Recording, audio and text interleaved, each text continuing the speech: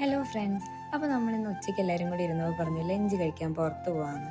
അങ്ങനെ പെട്ടെന്ന് തന്നെ നമ്മൾ തീരുമാനിച്ചു കവടിയാറുള്ള ഒലിവ് റെസ്റ്റോറൻറ്റിൽ പോകാമെന്ന് കേട്ടോ. ഞാനിവിടെ ഫസ്റ്റ് ടൈം ഒന്നുമല്ല, ഞാൻ ഇതിനു മുമ്പ് വന്നിട്ടുണ്ട്. എനിക്കിവിടുത്തെ ആംബിയൻസും ഇവിടുത്തെ ഒരു ഗ്രീനറിയും ഇവിടുത്തെ ഒരു സെറ്റപ്പൊക്കെ എനിക്ക് ഒത്തിരി ഇഷ്ടമാണ്. അങ്ങനെ ഞങ്ങൾ അകത്തിരിക്കാം എന്നാണ് ആദ്യം വിചാരിച്ചത്.